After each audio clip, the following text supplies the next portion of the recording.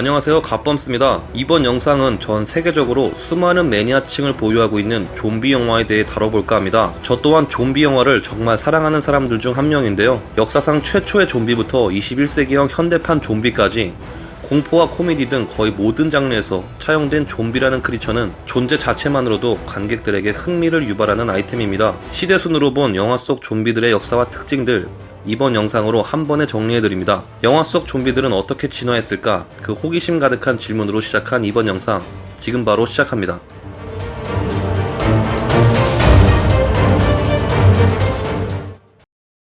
세계 최초의 좀비 영화는 1932년작 화이트 좀비라는 영화입니다. 개봉 연도를 보면 아시다시피 이 영화는 흑백으로 제작이 되었는데요.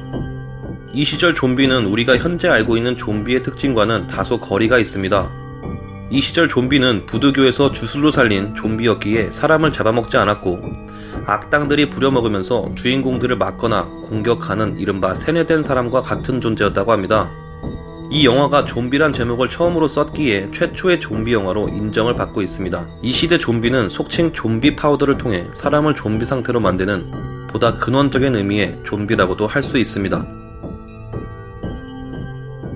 1968년에 개봉한 영화 살아있는 시체들의 밤을 통해 알려진 좀비가 바로 우리가 보통 알고 있는 좀비인데요. 아이러니하게도 이 영화의 감독은 이 영화 안에서 좀비라고 부르지 않고 구울이라고 불렀다고 합니다. 점차 많은 사람들이 좀비라고 부르면서 어느새 부두교의 좀비보다는 그 시체들을 가리키는 말이 되었다고 합니다. 이 영화에서는 우리에게 익숙한 좀비 특유의 느릿느릿한 걸음걸이를 볼 수 있는데요. 사실 좀비를 연기했던 배우들이 전부 동네 사람들이었기 때문이라고 합니다. 동네 사람들한테 대충 분장시켜서 투입했으니 사람들이 어영부영 의욕 없이 움직여서 그렇게 설정된 것이라고 보는 이가 많습니다. 이 시기의 좀비는 속도는 느리며 소리에 민감하고 물리는 그 자리에서 사망하거나 같은 좀비로 변하는 특징이 있습니다. 도구를 쓰지 못하는 것도 하나의 특징이라고 볼 수 있죠.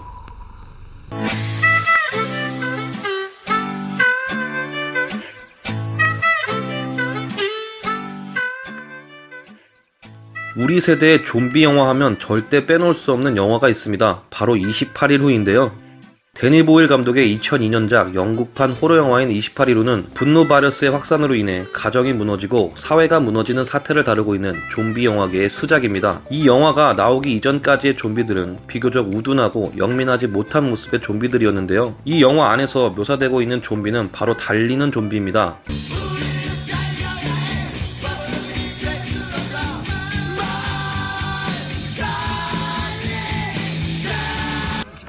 기괴스럽고 끔찍하게 생긴 좀비가 자신에게 달려오는 상상만 해도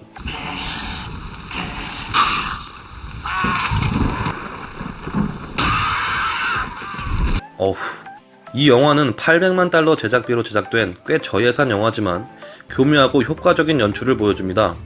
필름이 아닌 DV 카메라로 촬영했으며 텅 빈 도심이나 도로 장면들은 합성이 난 세트가 아닌 실제 장소에서 아주 짧은 시간 안에 찍어야 했습니다. 그럼에도 세련된 장면 기법, 배우들의 호연, 그리고 조지 로메로의 시체 시리즈에 대한 오마주와 뻔하지 않는 스토리 전개 등에 힘입어 비평과 흥행 양쪽에서 크게 성공한 영화인데요. 그래서 10년 이상이 지난 지금 시점에서 봐도 어색하지 않고 몰입감이 좋습니다. 전세계 총 수익은 제작비 10배가 넘는 8,200만 달러에 달하며 2000년대 이후 최고의 호러 영화 중 하나로 꼽히며 새벽의 저주와 더불어 현대 좀비물의 모범이 되는 작품이기도 합니다.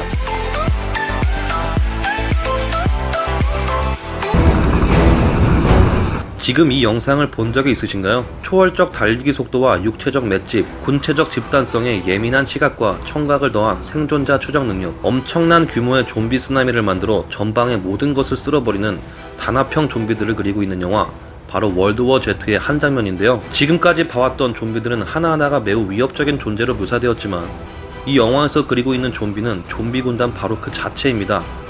일단 감염되면 전력 질주 좀비로 변하고 신체 능력 또한 거의 최대로 올라가며 군체 활동도 마치 바이러스급으로 움직이기 때문에 영화 안에서 국제적인 방어전을 펼칠 때도 상당히 고생하는 장면을 보여주었습니다. 원작인 소설책과 다른 점이 있다면 여기서 좀비가 사람을 기존의 좀비처럼 먹지 않고 일종의 인간 광견병처럼 바이러스 감염만 시키고 다른 개체를 감염시키려 달려나간다는 점입니다. 이전까지의 좀비물의 경우 대개 저예산으로 만들어지는 특성상 배경이 한정되는 경향이 있어서 어스름하고 으스스한 시골 마을, 커봤자 대도시 혹은 나라 하나 수준의 스케일이었고 설정상 전 세계적인 좀비 현상이 있다고 하더라도 TV 뉴스 등의 연출로 간접적으로 설명하는 경향이 강했습니다. 이에 반해 월드워 Z는 북미, 아시아, 중동, 유럽으로 배경이 계속 바뀌고 배경 하나하나의 크기도 작지 않은지라 전 세계적인 규모의 재난임을 확실히 느낄 수 있었죠. 할리우드 메이저 자본으로 제작되었기에 스케일과 기술력만큼은 여태껏 나온 그 어떤 좀비 영화 드라마보다도 우월했습니다.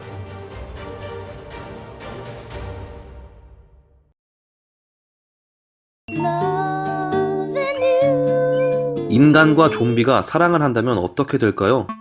거기다 심지어 말도 조금 할 줄 아는 좀비라면. But sometimes we even find actual words. Words like 2013년에 개봉된 영화 원바디스는 바로 인간과 좀비의 교감을 다룬 영화입니다. 영화 안에서 좀비는 사람의 뇌를 먹음으로써 그 사람의 생각을 읽을 수 있다는 설정이 추가되었는데요. 좀비 영화야 흔하지만 이 작품은 충격적이게도 좀비가 사랑이랑 연애를 합니다. 많은 좀비 영화에서 약간의 지성이나 인성을 보이는 좀비는 있었지만 이렇게 하이틴물스럽게 연애하는 좀비물은 좀비물을 좋아하는 사람이라도 재미있게 볼 수 있습니다. 클리셰 따위는 개나 주라고 주장하는 듯이 클리셰란 클리셰가 와장창 박살나는 것을 보는 것만으로도 충분히 볼만한 영화입니다.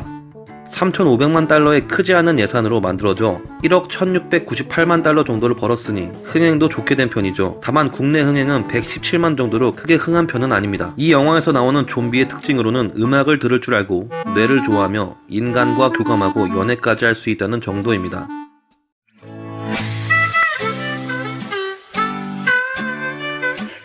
시간이 지날수록 관객들의 상상을 뛰어넘는 발전과 변화가 일어나는 좀비 영화의 세계, 여러분들이 생각하는 미래의 좀비들은 어떤 모습인가요?